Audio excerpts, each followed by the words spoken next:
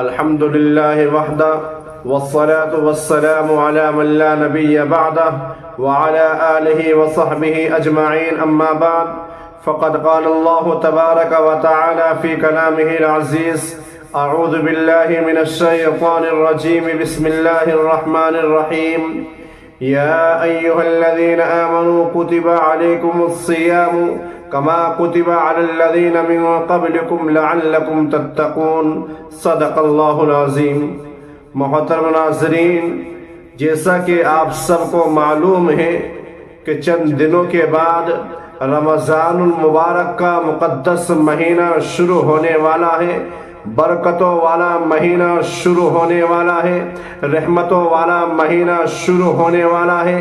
اس مہینے کے اندر اللہ تبارک و تعالیٰ کی جانب سے رحمتیں اترتی رہتی ہیں۔ اس مہینے کے اندر اللہ تبارک و تعالیٰ کی جانب سے برکتیں اترتی رہتی ہیں۔ اس مہینے کے اندر ہم سب کو روزوں کو رکھنا ہے۔ اس مہینے کے اندر ہم سب کو تراویح کو پابندی کے ساتھ پڑھنا ہے۔ اللہ تبارک و تعالی قرآن کریم میں ارشاد فرماتا ہے، یا ایھا الذین آمنوا کتب علیکم الصیام کما کتب علی الذین من قبلکم، کہ ایمان والو تم پر روزوں کو ایسے ہی فرض کیا گیا ہے جیسا کہ تم سے پہلے لوگوں پر روزوں کو فرض کیا گیا تھا، لعلکم تتقون، تاکہ تم لوگ متقی ہو جاؤ، پرہیزگار ہو جاؤ۔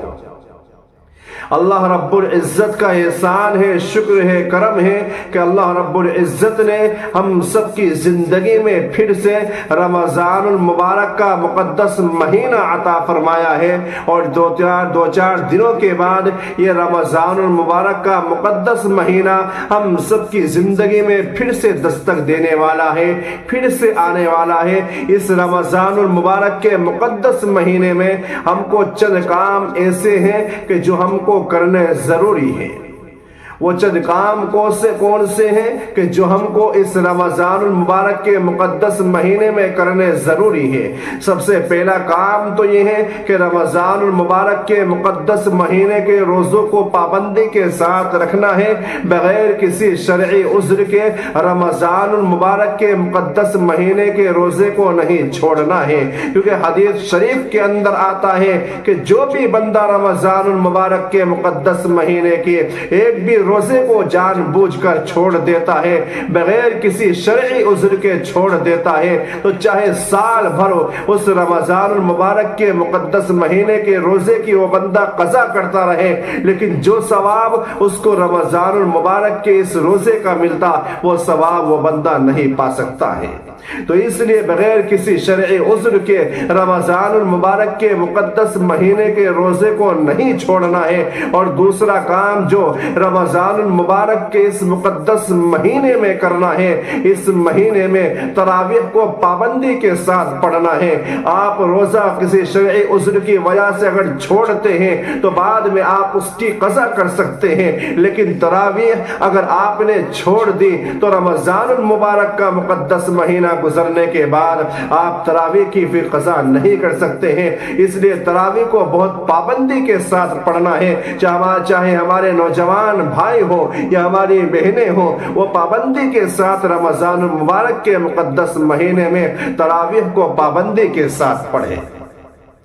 اسی طریقے سے اس رمضان المبارک کے مقدس مہینے میں اس ایک کام کو بھی بہت اہمیت کے ساتھ اور بہت ضروری خیال رکھ کے کرنا ہے۔ وہ کون سا کام ہے کہ جب آپ رمضان المبارک کے مقدس مہینے کے اندر جیسے ہی داخل ہو تو رمضان المبارک کے مقدس مہینے میں جو آپ غذا کھائیں، جو آپ روٹی کھائیں، پھل کھائیں، وہ آپ کا حلال روپیے پیسے کا ہونا چاہیے، کیونکہ اگر آپ نے اپنے روزے کو رکھا لیکن آپ نے سحری کی حرام کے روپیے پیسے سے، آپ نے افطار کیا حرام کے روپیے پیسے سے، تو آپ پورے دن بھوکے پیاسے رہنے کے آپ کو کچھ بھی نہیں ملے گا۔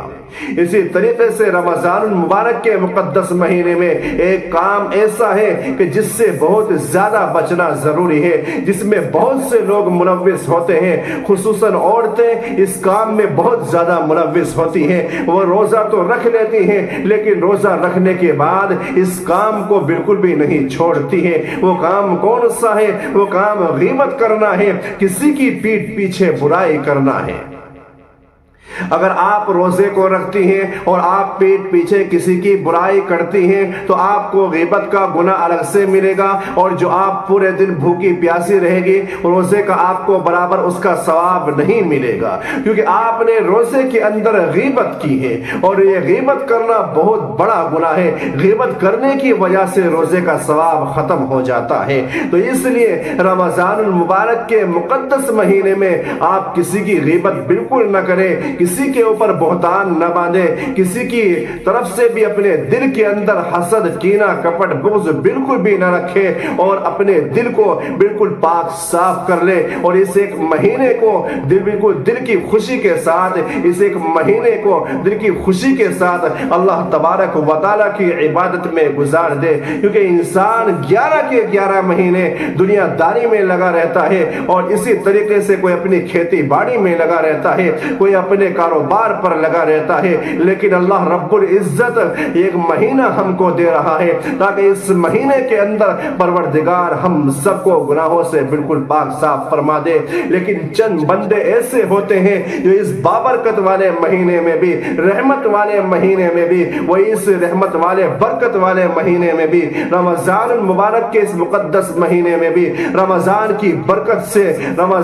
برکت سے محروم رہ جاتے ہیں۔ وہ کون سے بندے ہیں؟ میں آپ کو بتلاتا ہوں۔ نمبر 1، مستقل شراب کا پینے والا، کہ جو بندہ مستقل شراب کو پیتا ہے، جو بندہ رمضان المبارک کے مقدس مہینے کا بھی احترام نہیں کرتا ہے، جس طریقے سے 11 مہینوں کے اندر وہ شراب کو پیتا ہے، اسی طریقے سے وہ رمضان کے اس مبارک مہینے میں بھی برابر شراب کو پیتا ہے، تو ایسے بندے کی بھی رمضان میں مغفرت نہیں ہوتی ہے۔ جو بندہ برابر غیبت کو کرتا ہے، اس طریقے سے وہ چغلیاں 11 مہینے میں کرتا ہے، اسی طریقے سے وہ چغلیاں رمضان المبارک کے مقدس مہینے میں بھی کر رہا ہے، تو ایسے بندے کے لیے رمضان کی کوئی اہمیت نہیں ہوتی ہے، ایسے بندے کی کوئی بخشش نہیں ہوتی ہے۔ اسی طریقے سے ایک بندہ وہ ہے کہ جو اپنے دل کے اندر کسی کی طرف سے حسد، کینہ، کپٹ، بغض رکھتا ہے، ایسے بندے کی بھی رمضان میں مغفرت نہیں ہوتی ہے۔ اسی طریقے سے ایک بندہ وہ بھی ہے کہ جس کی رمضان المبارک میں مغفرت نہیں ہوتی ہے۔ وہ کون سا بندہ ہے؟ وہ بندہ وہ ہے کہ جب اپنے ماں باپ کی نافرمانی کرتا ہے،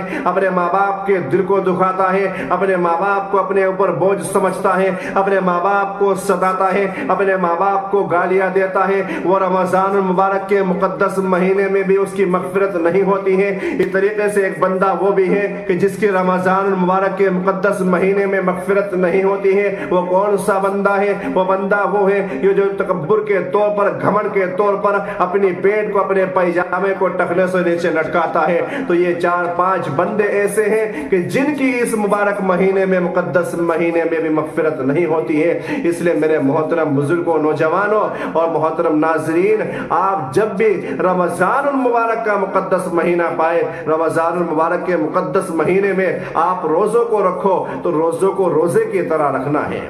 یعنی روزے کے اندر کوئی بھی گناہ کا کام آپ کو نہیں کرنا ہے، کوئی بھی کام ایسا نہیں کرنا ہے کہ جس کی وجہ سے آپ کو گناہ ملے۔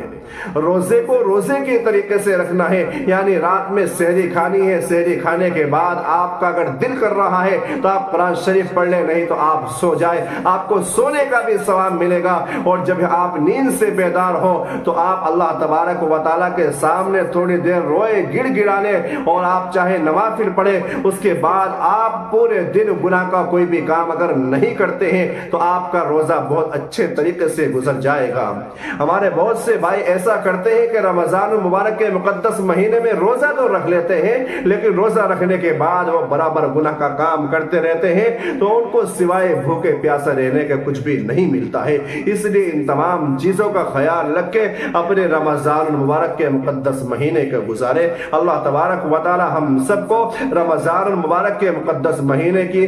قدر کرنے کی توفیق عطا فرمائے۔ روزوں کو پابندی کے ساتھ، تراویح کو پابندی کے ساتھ، قرآن شریف کو پابندی کے ساتھ پڑھنے کی توفیق عطا فرمائے۔ وما علینا الا البلاغ۔